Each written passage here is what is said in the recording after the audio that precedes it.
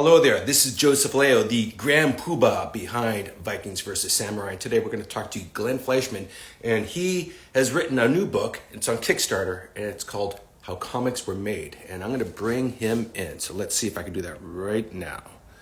This is the fun part. All right, so we are going to say, hey, Glenn, where are you? There we are.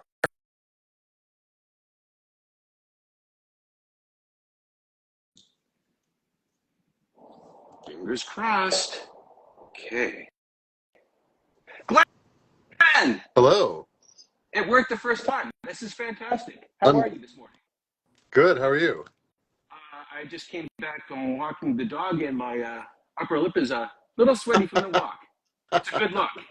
That's right. So Absolutely. I have to say, after hearing your voice for years on many, many podcasts, it's great to have you live and in person talking with us this morning. It's lovely to be here. Thank you for asking me.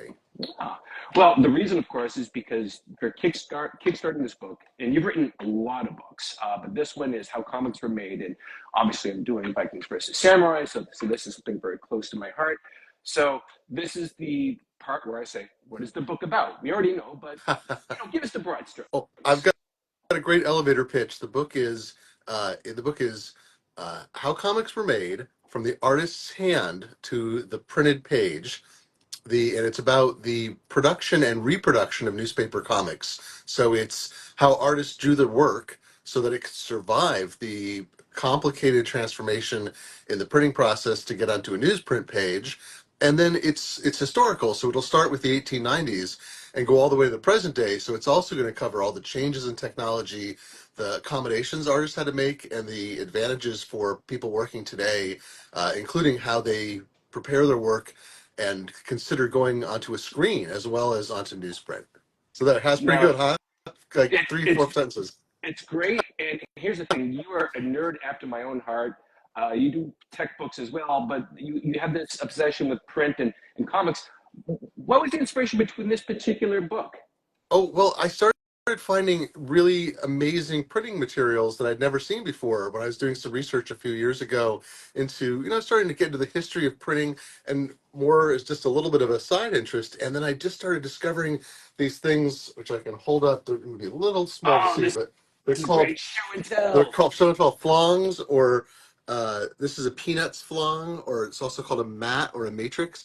And these are molds that they would make from. They would take the original drawing, they would make a metal plate from it that would look something like this, like at a syndicate. So this is an etched version of the original drawing. And then they would compress it into a plate or a mold like this, rather, and then they would pour lead into that plate, or sorry, into the mold rather, to make a plate that they could print from. So this is a lead plate, and that would then be used further in production to go on press. And so these materials, I just find them, they were so compelling and interesting to handle. I was like, what is this stuff?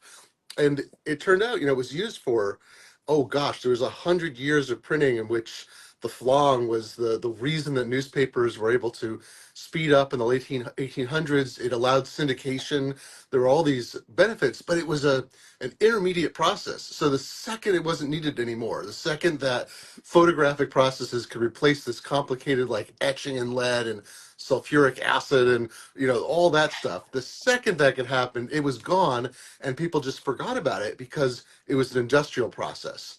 But it affected the history of comics. It affected how comics were drawn, how they were syndicated. It meant that instead of appearing in a local paper, even if it was a big one like the New York World, that they could suddenly appear in thousands of papers, practically overnight, and just completely missing. So a big hunk of the book is that historical period of like, wow, how were comics reproduced when we couldn't just make a photocopy or a photostat or do a photographic print that would run. And then I get into the modern era where it gets simpler, but it's also, there's these cool materials, lots of forgotten things. And that's the story I'm trying to tell. Is like a story of materials, but starting with the artist's hand and looking at the people, the craftspeople who made it possible. So what was like the aha moment? Like, this is the book I'm going to write. Oh, I found on eBay about 7 years ago a page of Doonesbury comic strips in this flong format. And I they were uncut flan, which sounds like some kind of drug product you buy. But it was 6 daily strips. The syndicates would send out the 6 black and white dailies in one sheet, and then the newspapers would cut them up to run them each day, which is, was done for years, even when you moved to photographic methods. So anyway, look at this sheet, and I'm like, oh, this is this interesting historical artifact. I'm going to buy it. It wasn't terribly expensive. Someone had put it aside in 1973. It was labeled 1973 Wow. Hartford Current. I get it, and I start to look up the comic strips for that week at Go Comics. They don't exist. And what I found is this was a week of Doonesbury's that never ran because John Ehrlichman resigned from the Nixon administration. Ah. Like, he was convicted almost, I think, 18 months later of all these obstruction charges.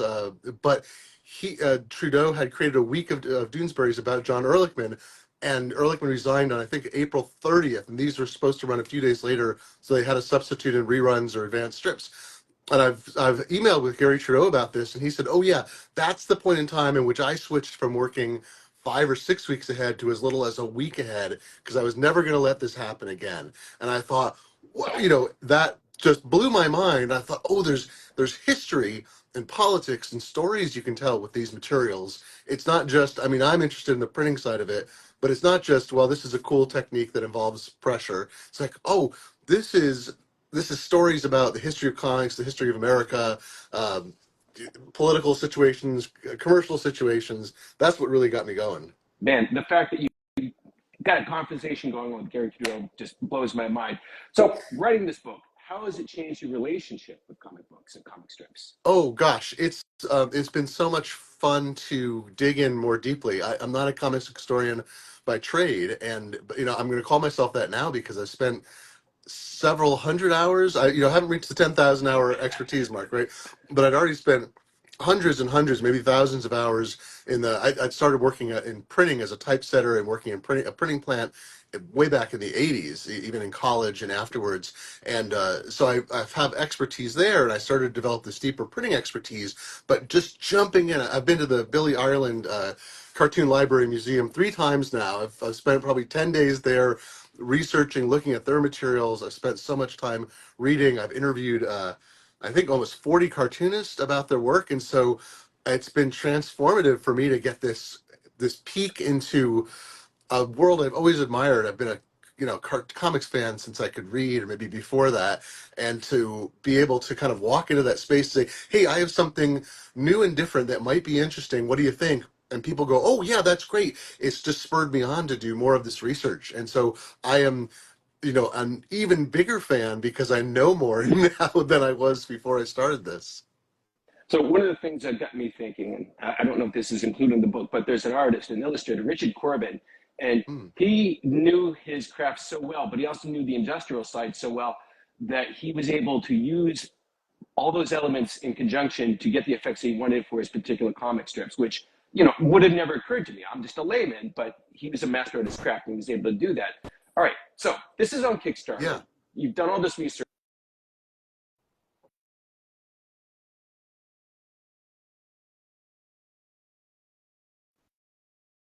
Okay. Oh, that's all right. Nope. Myself on silence, but of course my morning alarm to get out of bed just went off. All right, so before I so rudely interrupted by my phone, you've done the research, you've done the writing, it's available on Kickstarter.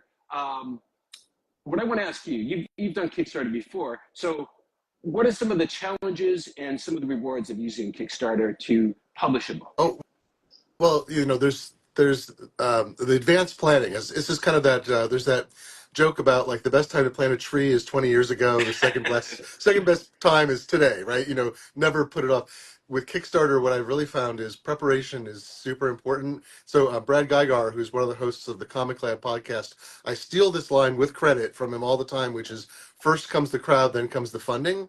And I think that is the tricky part: is you have this burning idea for a book. It could be a collection of your own work or a research project or an art project, something totally out there, whatever it is. You want to publish this book, and then you think, oh, well, I will put it out into the ether and hope people come.